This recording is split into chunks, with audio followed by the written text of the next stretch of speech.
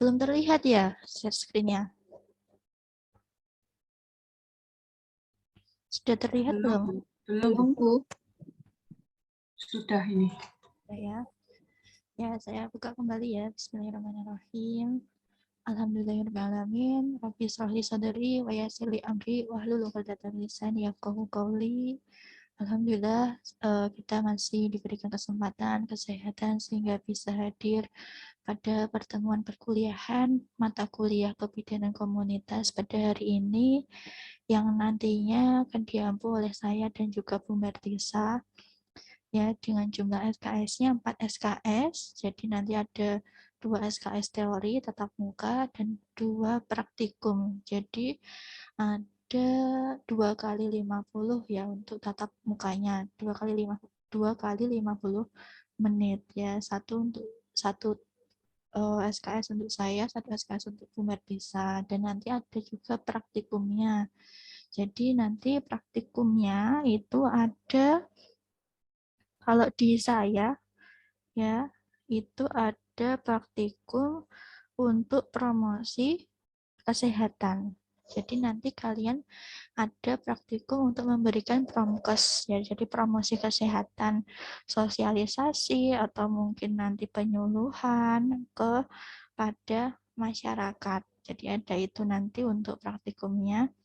Kemudian ada praktikum asuhan kebidanan pada keluarga binaan di komunitas. Berarti nanti kalian melakukan mulai dari pengkajian, kemudian interpretasi data, menentukan kebutuhan dan diagnosa masalah, itu nanti sampai dengan evaluasi dilakukan pada sebuah komunitas. Tapi nanti kita ambil saja untuk praktikumnya adalah membuat askep keluarga ya di komunitas, di kebidanan komunitas itu nanti. Jadi itu ya yang praktikum dengan saya. Jadi nanti membuat askep komunitas ada 2 ya berarti praktikumnya. Praktik untuk promosi kesehatannya dan yang kedua adalah praktik untuk membuat askep keluarga. Jadi nanti yang mungkin kalian kaji adalah keluarganya masing-masing ya. Jadi di keluarganya masing-masing dikaji nanti apakah ada masalah komunitasnya atau tidak. Nah, untuk materi hari ini baru pertemuan pertama ya. Jadi mengenai konsep dan prinsip promosi kesehatan. Saya harapkan kalian sudah punya RPS-nya ya. Jadi rencana pembelajaran semesternya untuk mata kuliah kebidanan komunitas ini. Kemudian untuk CPMK-nya, jadi capaian pembelajaran mata kuliahnya, nanti mahasiswa mampu menjelaskan konsep promosi kesehatan. Jadi kalian sudah pernah dapat mata kuliah promosi kesehatan? Sudah atau belum? Sudah atau belum? Sudah ya, berarti ini review ya, review kembali, mengingat kembali ya, jadi mereview ulang.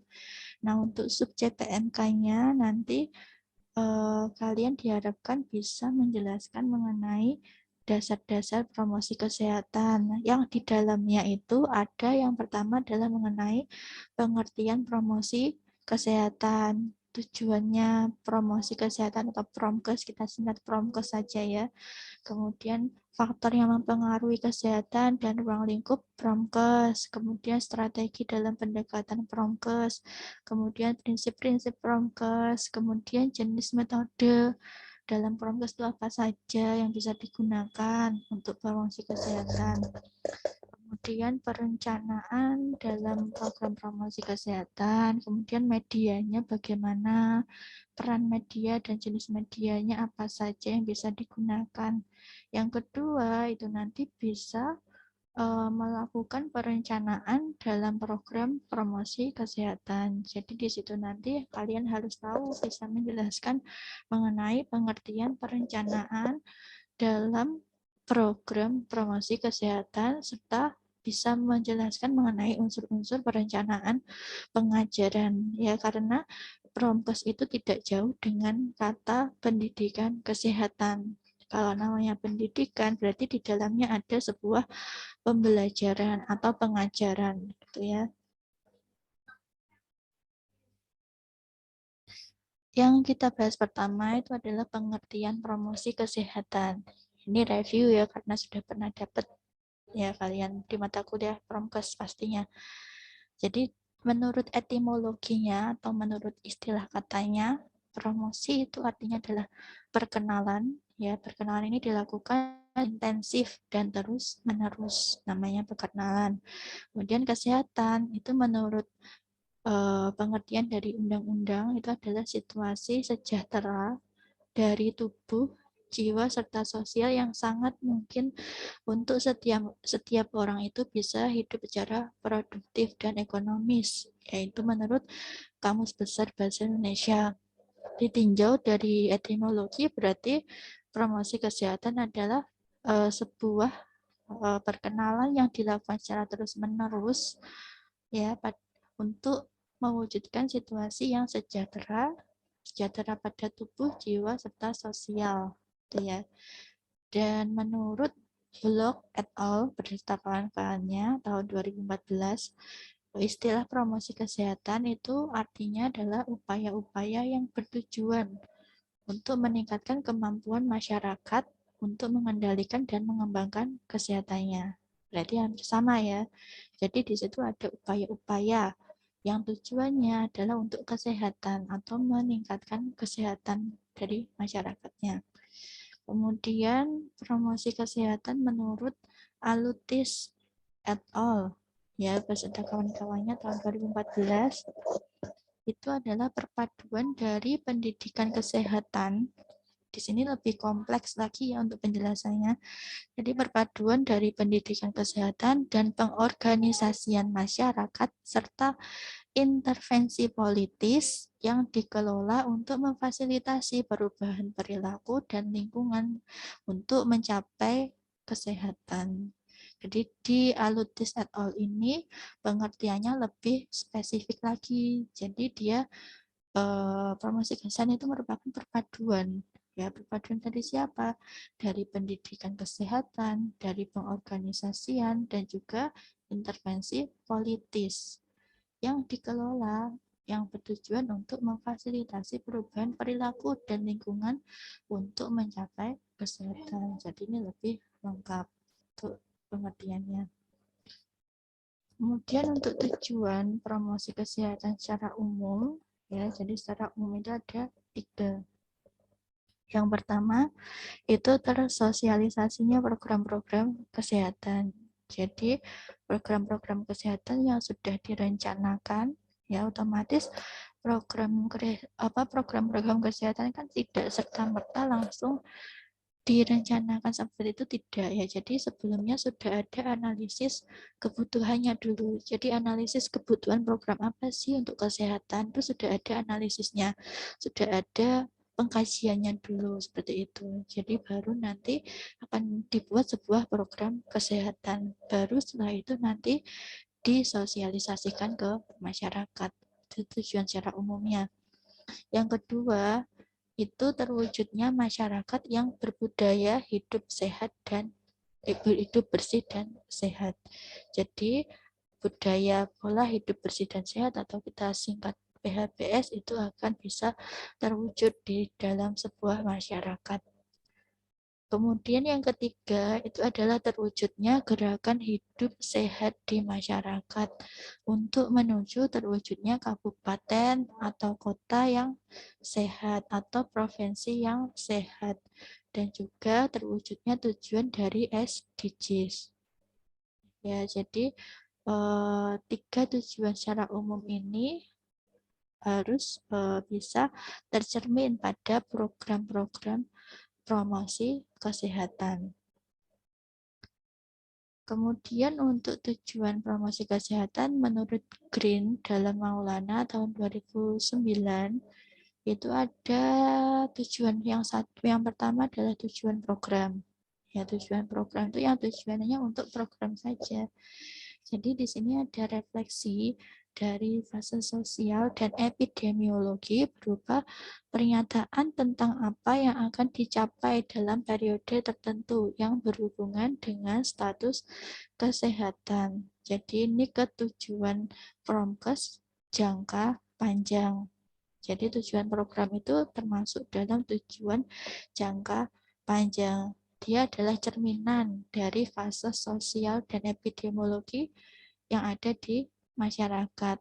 Jadi tujuan programnya nih pada waktu di awal pandemi, contohnya ya. Pada waktu di awal pandemi itu orang-orang masih bingung bagaimana cara untuk mencegah kita terkena dari COVID seperti itu. Nah, karena melihat pengkajian seperti itu, pemerintah memberikan sebuah program. Ya, programnya banyak sekali ya, banyak yang dan melibatkan banyak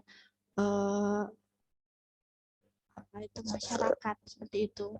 Jadi mulai dari mahasiswa, kemudian dosen, kemudian tenaga kesehatan, kemudian masyarakat itu sendiri, ya itu digerakkan semuanya dalam rangka untuk pencegahan COVID seperti itu. Nah, programnya yaitu sosialisasi tentang 3M kayak gitu ya. Jadi menjaga jarak, kemudian memakai masker, kemudian mencuci tangan seperti itu. Kan itu sudah mulai digalakkan ya pada waktu awal-awal adanya pandemi itu ya, digalakkan oleh semua kalangan ya, termasuk artis juga ya kan, sampai ada lagunya juga kan.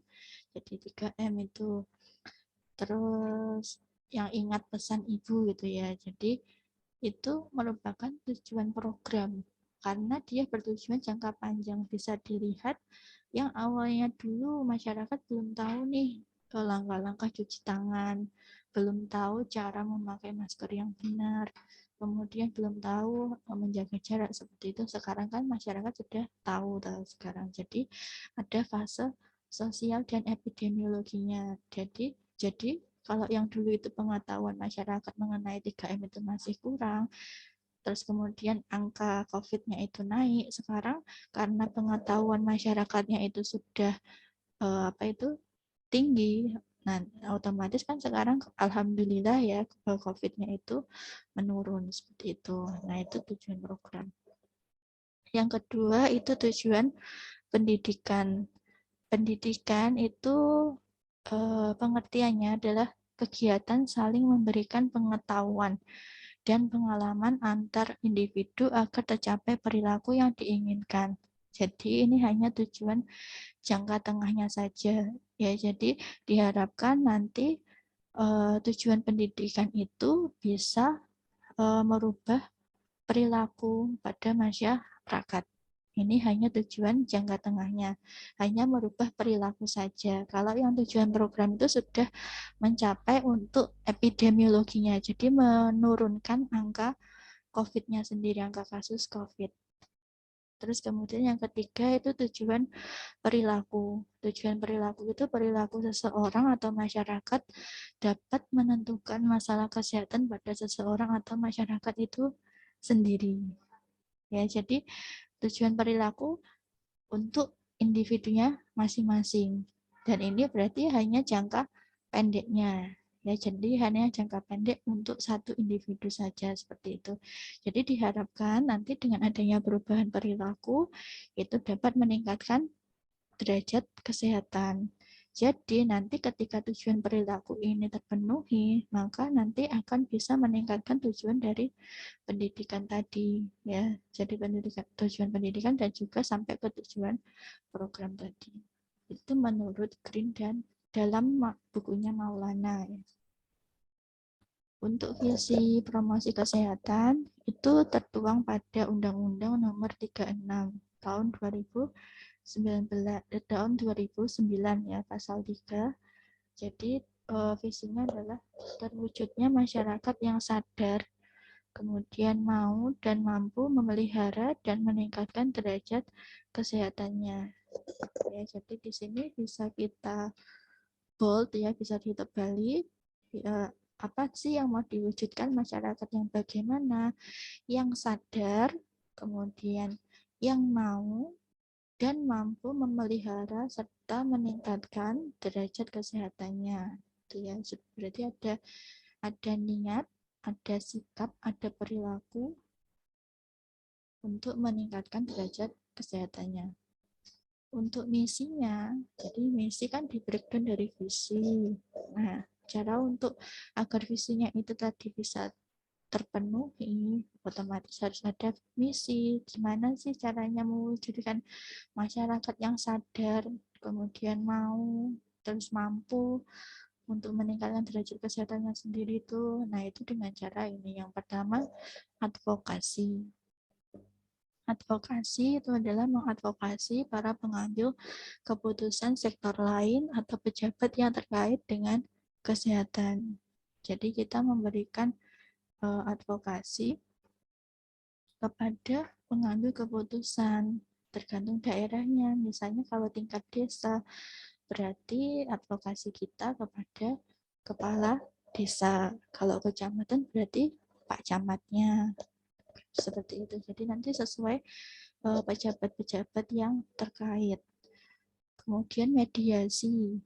Ya, mediasi atau mediate itu menjembatani masyarakat dengan pihak yang peduli terhadap kesehatan. Jadi misalnya nanti kita sebagai seorang bidan, misalnya jadi bidan desa, terus di sebuah masyarakat tersebut butuh, misalnya nih di situ kan ada masalah sampah seperti itu. Nah, di situ ternyata akar penyebab masalahnya karena tidak ada penampungan atau mungkin masyarakat belum tahu cara pengolahannya seperti itu.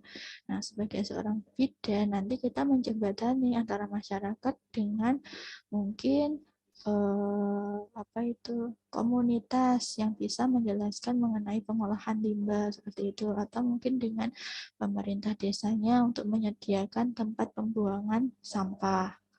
Kemudian yang ketiga itu caranya dengan pemberdayaan atau enable atau empower ya. Jadi pemberdayaan itu merupakan memberikan bimbingan atau memberikan kemampuan atau pengetahuan kepada masyarakat untuk memelihara dan meningkatkan kesehatan mereka sendiri dengan melakukan kegiatan dan dilakukan secara mandiri oleh masyarakat. Jadi memberdayakan, membuat masyarakat yang belum bisa menjadi bisa dan yang bisa melakukannya sendiri. Jadi tidak perlu bantuan dari pihak lain.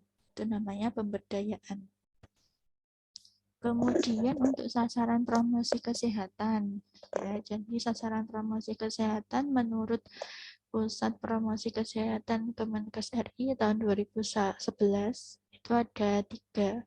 Jadi ada sasaran primer, ada sasaran sekunder, ada sasaran tersier. Nah, untuk sasaran primer itu ada pasien, ya, kemudian ada individu atau perorangan yang sehat, dan keluarga atau rumah tangga sebagai komponen dari masyarakat. Kemudian yang kedua itu ada sasaran sekunder. Sasaran sekunder itu adalah tatanan lain atau kader kesehatan contohnya, atau bisa para pemuka masyarakat atau tokoh masyarakat atau pemuka informal atau ketua adat seperti itu contohnya. Bisa jadi pemuka formal misalnya adalah petugas kesehatan, kemudian pejabat pemerintahan, dan lain-lain, serta termasuk juga organisasi kemasyarakatan yang ada di masyarakat, contohnya Karang Taruna seperti itu, dan juga media massa, itu masuk dalam sasaran sekunder. Kemudian yang ketiga itu ada sasaran tersier. Ya, sasaran tersier itu siapa saja? Yaitu para pembuat kebijakan publik yang berupa peraturan perundang-undangan di bidang kesehatan dan bidang-bidang lain yang berkaitan, serta mereka yang dapat memfasilitasi dan menyediakan sumber daya, sumber dana. Contohnya siapa? Yaitu lembaga pemerintah, lintas sektor atau politis atau swasta. Jadi contohnya adalah Dinkes, Dinas Kesehatan. Misalnya Dinkes Kabupaten Madiun seperti itu masuk dalam sasaran tersier. Kemudian selanjutnya ada strategi dasar promosi kesehatan ya. Strateginya bagaimana agar nanti visi misinya tadi bisa dapat terpenuhi. Itu yang pertama adalah gerakan pemberdayaan. Jadi memberdayakan masyarakat ya secara aktif agar nanti masyarakat mampu mempraktekkan hidup bersih dan sehat dalam kehidupan sehari-hari. Jadi nanti memang awalnya kita berikan bagaimana itu PHBS, apa itu PHBS, caranya bagaimana, tetapi setelahnya nanti harus ada masyarakat yang aktif. Ya, jadi agar nanti masyarakat bisa melakukan kegiatan PHBS itu sendiri. Kemudian yang kedua itu adalah bina suasana. Bina suasana itu menciptakan suasana lingkungan yang kondusif sehingga nanti masyarakat bisa termotivasi untuk melakukan PHBS. Jadi harus bagaimana cara melakukan menciptakan suasana lingkungan yang kondusif. Misalnya pada saat kita melakukan sosialisasi atau mungkin sosialisasi tentang 3M tadi ya, itu mungkin tidak dilakukan pada satu kegiatan tertentu gitu ya, tapi diikutkan pada kegiatan misalnya arisan atau mungkin yasinan atau mungkin rapat karang taruna seperti itu. Nah, itu nanti agar bisa menciptakan suasana lingkungan yang kondusif. Jadi tidak tegang dalam memberikan materi mengenai PHBS. Kemudian yang ketiga itu ada advokasi. Ya, ada advokasi itu adalah melakukan pendekatan kepada berbagai pihak, pembuat kebijakan dan pengambil keputusan. Jadi nanti setelah kita melakukan ini, ya sebaiknya advokasi itu kan sebelum. Jadi sebelum kita masuk ke dalam masyarakat, alangkah baiknya kita melakukan advokasi dulu, melakukan pendekatan kepada pembuat kebijakan. Jadi kita kulon dulu, setelah itu nanti kita akan ketahui menganalisis kebutuhan, terus kita melakukan advokasi lagi ke pejabatnya. Jadi ada 3 ya strategi dasar Promkes. Ada gerakan pemberdayaan, bina suasana, dan advokasi. Untuk prinsip-prinsip ya, jadi ada prinsip-prinsip Promkes menurut WHO pada Ottawa Charter for Health Promotion tahun 1986. Itu ada 7 ya. Yang pertama ada empowerment. Empowerment itu pemberdayaan. Jadi membuat masyarakat itu lebih aktif, lebih bisa melakukan perubahannya sendiri dalam rangka untuk meningkatkan derajat kesehatannya. Jadi ini bisa banyak cara ya. Ini kalau di Kota Madiun sendiri kan sekarang sudah ada yang namanya kiat ya. Jadi itu ada yang saya mungkin sudah di-share ya oleh wali kelas. Nah, itu kan diperuntukkan untuk masyarakat yang ada di Kota Madiun dalam rangka untuk menemukan inovasi yang ada di masyarakat. Nah, itu salah satu untuk pemberdayaannya sendiri agar nanti masyarakat tahu, oh kebetulannya masyarakat seperti ini, nah inovasinya seperti apa. Itu sudah masuk dalam pemberdayaan. Yang kedua, partisipasi. Ya, partisipasi atau partisipatif itu adalah keikutsertaan masyarakat dalam sebuah program. Jadi kita membuat program itu tidak hanya serta-merta untuk kebutuhan pemerintah, bukan. Jadi untuk kebutuhan dari masyarakat, otomatis dalam program tersebut harus mengikutsertakan masyarakat.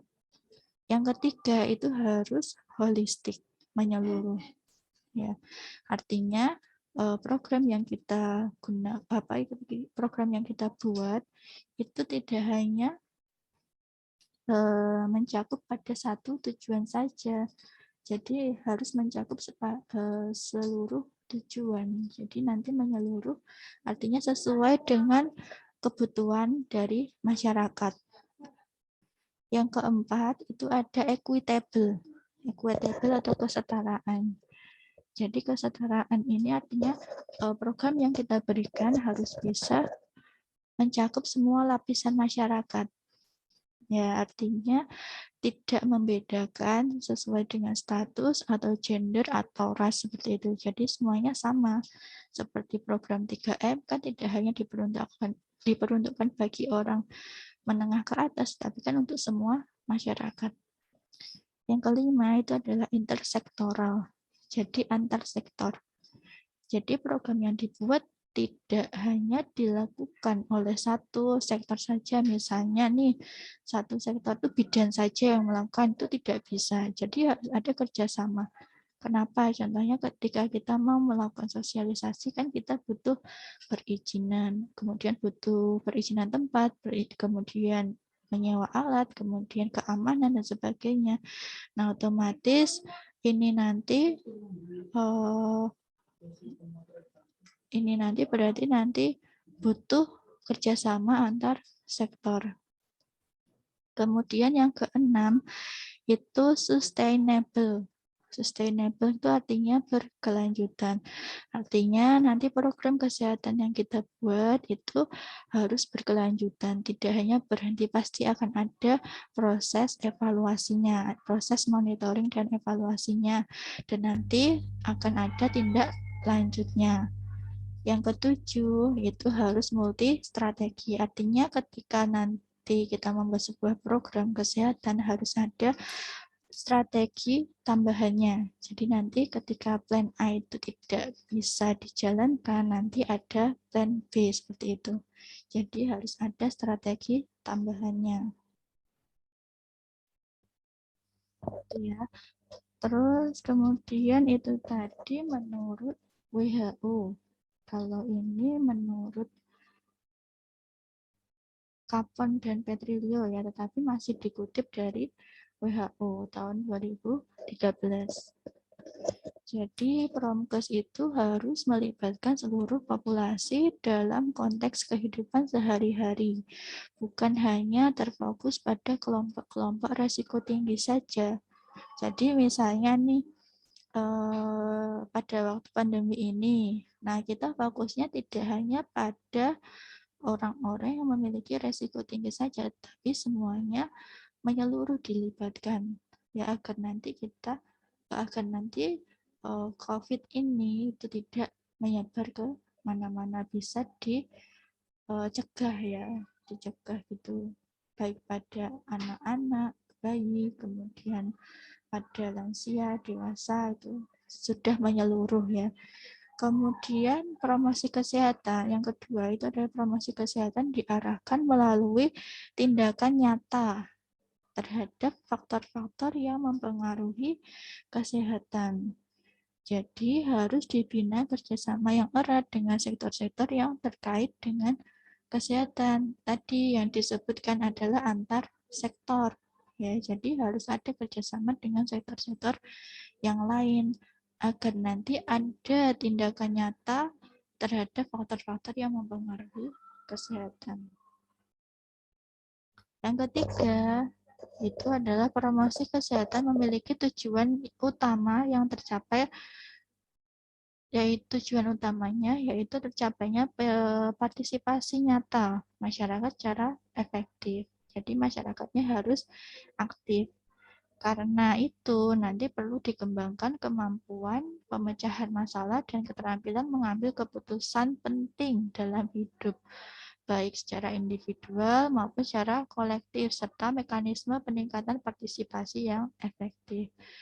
Nah, ini bisa tercermin juga pada aspek keluarga nanti. Ya, dengan adanya aspek keluarga nanti, asuhan kebidanan yang kita berikan kepada keluarga, nanti bisa membuat keluarga tersebut itu bisa mengenali masalah apa yang ada pada keluarga tersebut, kemudian bagaimana nanti pemecahan masalahnya, dan bagaimana nanti untuk pengambilan keputusannya. Nah, kan otomatis itu masih dalam lingkup individual dalam keluarga ya, seperti itu. Itu nanti akan berefek pada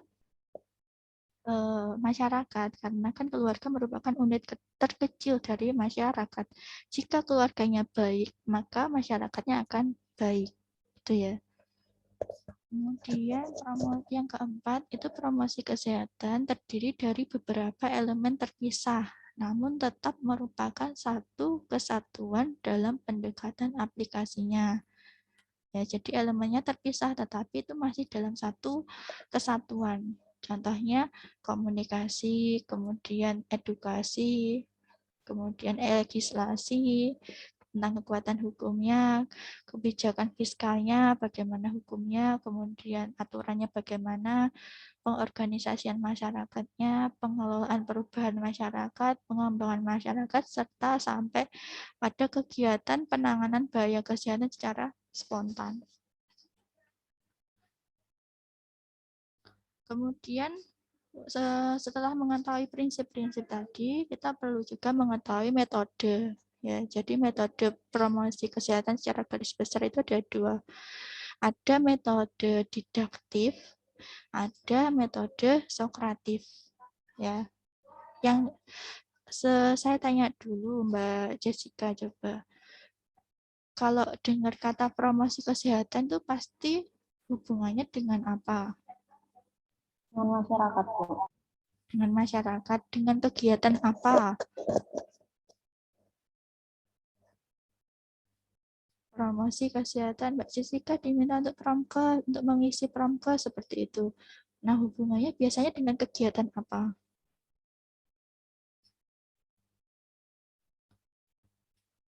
Ada kegiatan apa tuh di dalam promosi kesehatan? Penyampaian pesan. Penyuluhan. Ya, penyuluhan. Bagus, penyuluhan ya. Jadi penyuluhan itu kan penyampaian pesan. Berarti di situ ada komunikasi, ya kan? Penyampaian pesan berarti ada komunikasi. Nah, dalam garis besarnya metode promosi kesehatan itu komunikasinya ada dua macam. Nah, itu yang disebut dengan metode didaktif dan sokratif ini. Kalau metode didaktif itu dilakukan satu arah. Satu arah ya udah berarti dari narasumber pada apa itu partisipannya. Ya, partisipannya siapa? Tidak ada feedback dari partisipan ke siapa ke narasumbernya. Kalau yang metode kedua itu dilakukan dua arah. Jadi dua arah itu dari ada pesan dari narasumber, terus kemudian disampaikan kepada partisipan, dan nanti ada feedbacknya atau umpan baliknya dari partisipan kepada narasumbernya. Itu ya. Jadi ada dua metode, didaktif satu arah, sokratif dua arah. Kemudian untuk metode Promkes berdasarkan teknik komunikasi itu ada metode penyuluhan langsung. Ya, metode penyuluhan langsung berarti langsung berhadapan ya, bertatap muka dengan sasaran. Itu namanya penyuluhan langsung. Ada yang penyuluhan tidak langsung. Penyuluhan tidak langsung itu berarti tatap muka dengan sasaran, tidak langsung ya, jadi tidak langsung bertatapan muka dengan sasaran, tetapi ia menyampaikan pesannya dengan perantara media. Contohnya apa? Contohnya adalah poster, seperti itu. Kita nempel poster saja itu sudah masuk dalam metode Promkes, didasarkan dari teknik komunikasinya.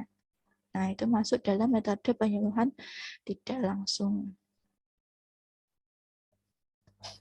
Terus kalau metode Promkes berdasarkan jumlah sasarannya, itu yang pertama ada metode pendidikan individual atau perorangan. Jadi digunakan untuk membina perilaku baru atau membina seseorang yang mulai tertarik kepada suatu perubahan perilaku atau inovasi. Ya, jadi untuk individual saja agar nanti tercipta sebuah perilaku yang baru atau membina seseorang mulai tertarik pada suatu perubahan perilaku atau inovasi.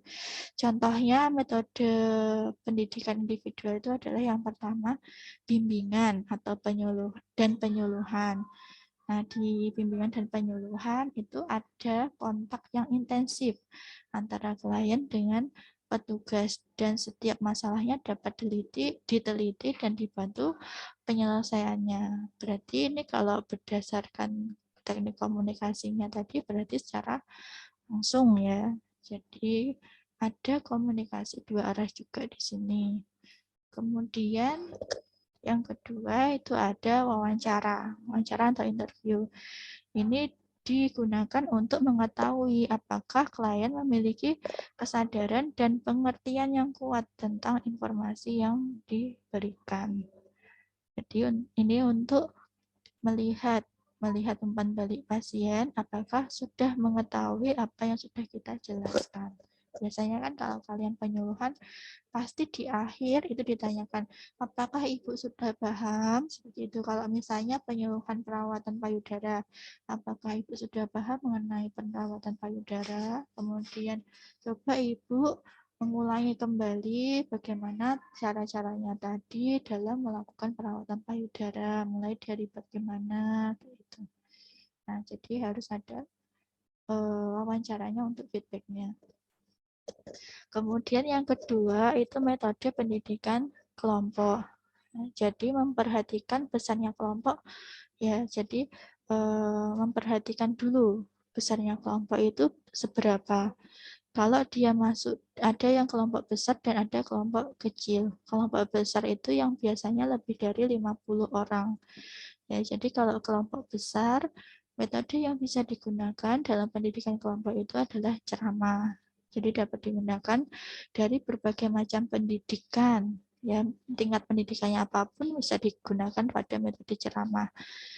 Tetapi harus siap dan menguasai informasi dan pengetahuan yang akan disampaikan untuk narasumbernya nih, dan disampaikan secara lisan, kemudian mudah dilaksanakan juga karena hanya butuh ngomong saja seperti itu ya, tetapi kita sebagai narasumber harus ada medianya untuk membantu kita. Kemudian penerimanya pasif ya, karena hanya diberikan ceramah saja tanpa ada feedbacknya. Yang kedua itu dengan cara seminar ya, untuk kelompok besar seminar. Jadi ini seminar merupakan pendidikan menengah ke atas ya. Kenapa kok menengah ke atas? Karena narasumbernya itu dibawakan oleh seorang ahli dan topik yang yang disampaikan itu adalah topik yang penting dan hangat ya. Jadi beda antara ceramah dan seminar. Seminar itu lebih tinggi setingkat gitu ya dibandingkan ceramah. Kemudian kalau kelompoknya kecil, metodenya bagaimana? Kelompok kecil itu kurang dari 50. Ya, biasanya yang bisa digunakan adalah diskusi kelompok. Diskusi kelompok itu agar nanti bisa mendorong penerima informasi berpikir kritis. Kalau seseorang sudah berpikir kritis, berarti di situ sudah ada kemauan gitu ya. Kemudian bisa mengekspresikan pendapat secara bebas, kemudian bisa menyumbang pemikiran untuk memecahkan masalah dan bisa mengambil satu alternatif jawaban. Jadi diskusi kelompok mungkin kalian sudah pernah juga ya di diskusi kelompok. Ada tanya jawab, ada berpendapat seperti itu. Kemudian kalau yang kedua itu ada curah pendapat atau brainstorming. Brainstorming itu adalah mengusulkan dengan cepat semua kemungkinan pemecahan, kemudian melakukan kritik evaluasi. Kritik evaluasinya itu dilakukan setelah semua anggota mencurahkan pendapatnya. Jadi perbedaannya dengan diskusi kelompok, kalau diskusi kelompok kan setiap ada yang berpendapat, nanti ada yang menyanggah seperti itu, ada yang tanya dan ada yang menyanggah seperti itu. Tetapi kalau yang di curah pendapat itu semuanya berpendapat dulu, nanti baru dilakukan evaluasinya di akhir. Terus kemudian yang ketiga itu ada bola salju atau snowballing.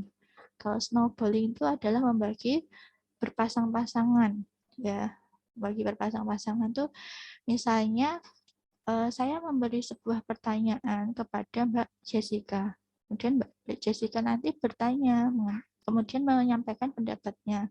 Setelah itu Mbak Jessica ada pertanyaan lagi disampaikan, maksudnya nanti kita butuh sebuah bola seperti itu ya. Nah, nanti bolanya dilemparkan ke misalnya ke Mbak Devi. Nah, nanti Mbak Devi akan memberikan pendapatnya dan mengutarakan pertanyaannya lagi seperti itu. Nanti akan semakin lama semakin banyak orang yang berpendapat. Jadi kalau bola salju atau snowballing itu ada bantuan dari alat ya. Alatnya ada sebuah bolanya. Kemudian kelompok-kelompok kecil atau bus group. Itu kelompok yang yang besar tadi. Misalnya kalau ini jumlahnya 21 anak ya dalam satu kelas, itu nanti akan dibagi menjadi kelompok kecil lagi. Dan kesepakatan dari kelompok kecil itu akan disampaikan oleh tiap-tiap kelompok dan diskusikan untuk diambil keputusan. Kalau yang diskusi kelompok tadi itu nanti kan satu kelompok besar, mereka diskusi masing-masing, semua berpendapat. Tetapi kalau kelompok kecil, dia dibagi dulu kelompok-kelompok kecil, kemudian nanti masing-masing kelompok kecil pasti punya pendapatnya masing-masing. Nah, itu nanti akan disampaikan serta diambil keputusannya di akhir. Kemudian yang kelima itu adalah role play atau bermain peran. Ya, bermain peran itu beberapa anggota akan ditunjuk sebagai pemegang peran. Jadi misal nanti ada contohnya, mungkin nanti Mbak Hanifah ya, mungkin Mbak Hanifah nanti ditunjuk sebagai seorang bidan untuk memainkan sebuah scene ya, sebuah scene misalnya scene pada saat di BPM. Pada saat itu ada ibu hamil yang mau periksa, usianya sudah trimester 3 dengan keluhan ini seperti itu. Nah, nanti ditunjuklah sebuah peran untuk yang sebagai bidan siapa, sebagai pasiennya siapa, sebagai asistennya siapa, seperti itu. Sebagai suaminya siapa. Nah, nanti ditunjuk. Kemudian yang keenam itu permainan simulasi atau simulation game. Jadi gabungan antara role play dan diskusi kelompok. Misalnya nih kita menggunakan permainan monopoli ya. Jadi di monopoli itu nanti kan pasti ada yang namanya pemain 1, 2, dan 3. Terus nanti kan ngocok dadu seperti itu. Nah, nanti pemain 1 ada ngocok kemudian dapat 3, berarti nanti 3 langkah. 3 langkah itu di mana? Misalnya di sebuah dana umum ya, misalnya dana umum. Nah, dana umum itu ternyata di situ ada pilihannya yaitu mengambil satu pertanyaan. Nah, nanti dari satu pertanyaan itu nanti akan didiskusikan bersama-sama gitu. Jadi ini lebih ke permainan ya, permainan simulasi. Ini kalau tatap muka itu biasanya bisa dilakukan untuk metode pembelajaran juga. Yang ketiga ya, selain ada kelompok besar, kelompok kecil, kemudian individu tadi, yang ketiga itu metode pendidikan massa. Massa kan lebih banyak dibandingkan kelompok besar. Jadi mengkomunikasikannya pesan-pesan terhadap masyarakat yang lebih luas. Dan sasarannya pun bermacam-macam. Ada yang pendidikannya tinggi, ada yang rendah, ada yang sukunya Jawa, ada yang Sunda, dan sebagainya. Nah, tujuan dari pendidikan massa itu adalah untuk menggugah ya kesadaran masyarakat terhadap suatu inovasi yang bersifat tidak langsung. Artinya, tidak langsung itu tidak perlu ketemu langsung dengan masyarakat yang banyak tadi. Misalnya masyarakat desa A seperti itu kan, itu pasti banyak, terdiri dari ribuan, mungkin ratusan seperti itu. Terus kemudian yang keempat itu adalah metode indera penerima. Metode indera penerima itu adalah mulai dari metode melihat atau memperhatikan, metode pendengaran, kemudian ada metode kombinasi antara melihat dan pendengaran. Kalau yang metode pendidikan massa tadi belum saya kasih contoh ya. Contohnya apa? Contohnya kalau pendidikan massa itu ya koran, ya majalah, kemudian yang bersifat tidak langsung ya berarti tidak bisa memberikan feedback ya seperti itu. Contohnya itu. Kemudian radio juga seperti itu juga bisa masuk dalam pendidikan massa. Kemudian kalau pendidikan indera penerima contohnya ya video seperti itu yang diputarkan mungkin di tengah-tengah kota itu. Kemudian baliho seperti itu masuk di dalam indera penerima ya, tergantung. Kalau baliho itu kan biasanya isinya tulisan ya, tulisan atau gambar seperti itu. Berarti kan itu hanya bisa dilihat tanpa bisa didengar. Kalau bisa didengar berarti bisa dalam bentuk video atau kombinasinya video, misalnya film seperti itu. Untuk media promkes ya, itu adalah pengertiannya semua sarana atau upaya untuk menampilkan pesan atau informasi yang diinginkan oleh komunikator, baik media cetak, elektronik, dan media luar ruang. Ya, jadi semua media yang untuk menyampaikan pesan. Dan alat bantu yang biasanya digunakan adalah menggunakan AVA. AVA itu adalah Audio Visual Aids. Untuk manfaat menggunakan media, itu yang pertama, bisa menambah rasa percaya diri. Jadi contohnya media itu apa?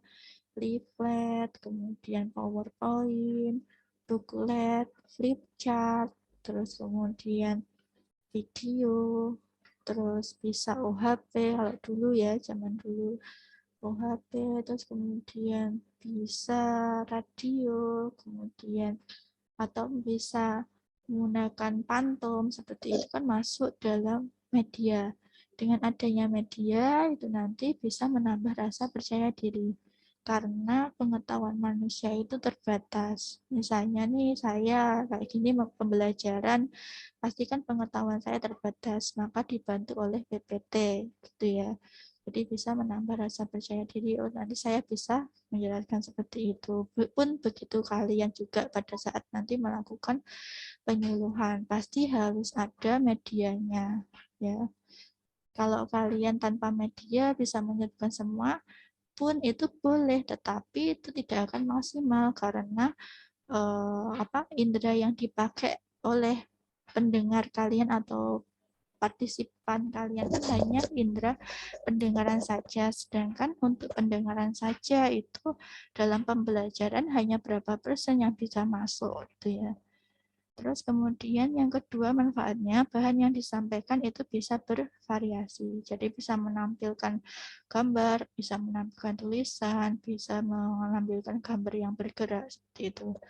Kemudian yang ketiga itu penyuluh bisa terbantu untuk konsentrasi. Jadi ya hal-hal yang disampaikan sudah fokus ke konsep dari promosi kesehatan yang akan kita lakukan. Jadi tidak menjelaskan hal-hal yang tidak penting gitu. Yang keempat, menghindari kejenuhan baik bagi penyuluh maupun yang disuluh. Jadi nanti pasti nek pamane ceramah, metodenya pakai ceramah itu kan menjenuhkan kayak gitu. Nah, nanti bisa dibantu dengan adanya media yang menarik.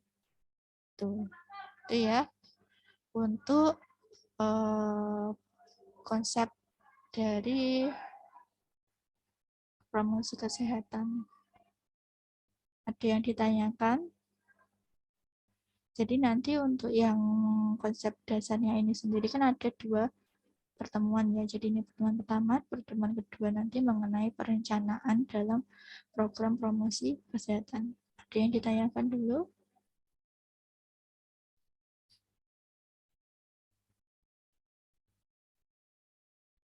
Sudah paham semua? Sudah ya, insya Allah ya. Karena kan ini mereview ya, mereview dari mata kuliah promosi kesehatan yang sebelumnya. Ada yang mau ditanyakan dulu? Jadi nanti bisa ya, semisal untuk praktikumnya yaitu melakukan promosi kesehatan. Nanti kan akan dibagi, ada yang melakukan promosi kesehatan pada remaja, pada ibu hamil, pada ibu bersalin, pada ibu nifas, itu kan banyak macamnya promosi kesehatan yang dilakukan. Jadi kalau kalian dengar promosi kesehatan itu pasti berhubungan dengan penyuluhan kayak gitu kan ya, dengan komunikasi. Berarti nanti paling enggak kalian sudah harus menyiapkan nanti kan untuk medianya. Jadi media yang paling mudah dibuat kan itu adalah leaflet seperti itu yang nanti bisa kita tunjukkan tanpa bantuan listrik seperti itu. Kalau PPT bagaimana? Boleh juga PPT kan ya, asalkan PPT-nya itu nanti di print seperti itu. Nek nggak di print, nanti pas listriknya mati kita nggak bisa punya medianya. Oh bisa Bu, pakai apa? Pakai HP. Ya nek HP-nya nanti baterainya penuh, nek HP-nya nanti baterainya lowbat. Nah, jadi harus ada strategi-strategi kita dalam melakukan promkes. Nanti nek misal ada gangguan kita sudah punya antisipasinya gitu ya. Ada yang ditanyakan? Gak ada. Pinter kabeh berarti. Udah pinter semua berarti nggak ada yang itu tanya. Coba saya tanya gantian Neno ya. Yang Mbak Nurul nih gak kelihatan nih wajah cantiknya mana ini. Jangan-jangan belum mandi. Nurul masih di jalan, Bu. Tadi katanya mau mengantarkan ibunya ke Madiun. Hah? Kenapa? Masih di perjalanan ke Madiun. Perjalanan di Madiun kemana? Nggak tahu, Bu. Tadi katanya mau mengantarkan ibunya. Oh, nah terus ini dia on tapi gimana? So nggak dengar nih. Maksudnya kan dengar toh. Nih, misal di mobil kan maksudnya dengar, bisa jawab juga toh. Kecuali kalau dia berada di pasar tuh rame nggak kedengeran. Terus Mbak Fastana,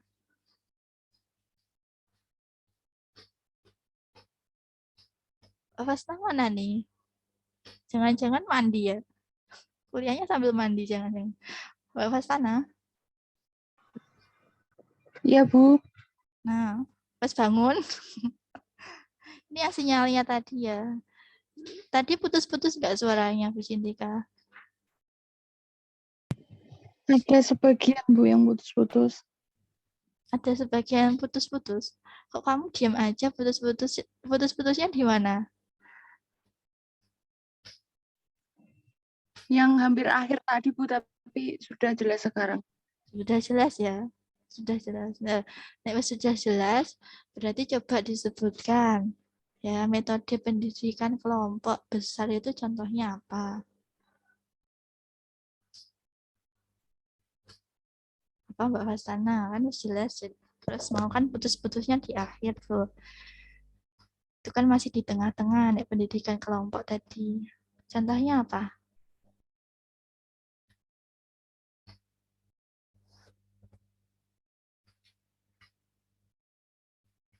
Sinyal saya hilang, Bu. Mbak Fastana. Kayaknya emang enak tetap muka ini ya.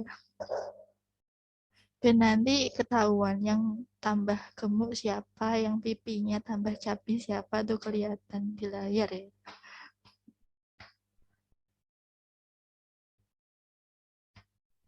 Duh, Mas Ana menghilang. Coba siapa yang bisa bantu? Seminar sama ceramah, Bu.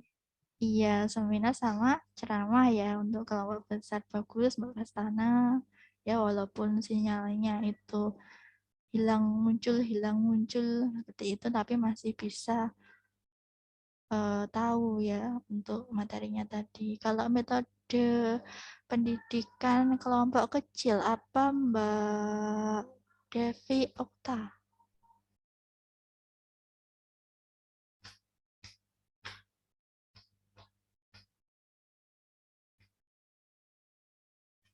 Metode pendidikan kelompok kecil. Nek besar tadi kan sudah benar tuh yang disampaikan Mbak Fastana, ceramah sama seminar.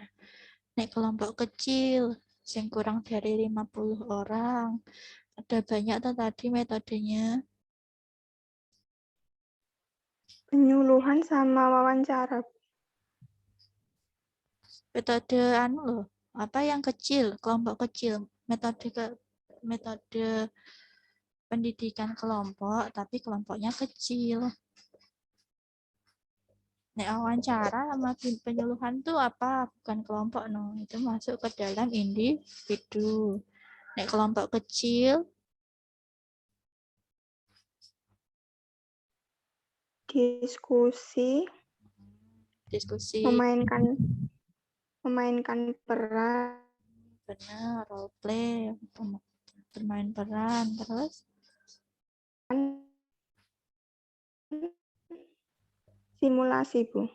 simulasi, ada lagi curah pendapat, ada bola salju, ada diskusi kecil, kelompok kecil gitu ya.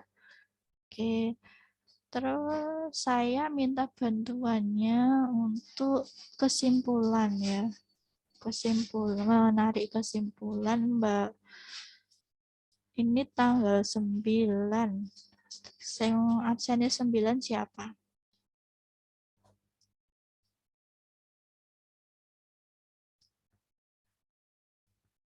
Ya, berarti urutan kolayat dari layaknya bercintika yang nomor 9 siapa ya? 1, 2, 3, 4, 5, 6, 7, 8, 9, Mbak Mahanani.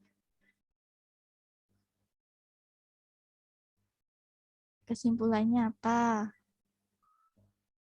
Kesimpulannya, Ya, kesimpulannya itu yang apa saja tadi yang Bu Cintika jelaskan tadi gitu. Secara singkat. sasaran promosi kesehatan itu bisa melalui media elektronik dan media non-elektronik. Boleh, terus? Yang media elektronik seperti virtual Zoom, terus webinar, kayak itu.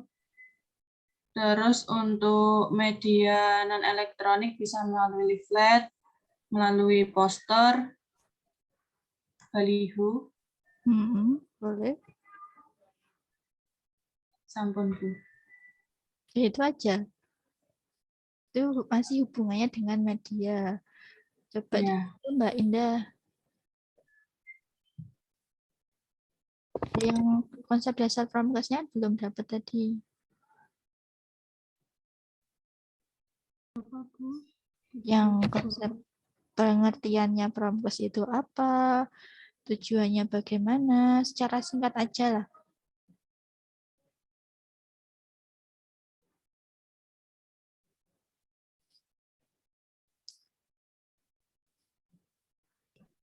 Untuk tujuan dari promkesnya yaitu agar sosialisasinya berupa program kesehatan yang diberikan. Coba didekatkan Mbak, suaranya didekatkan ke laptop atau HP-nya itu.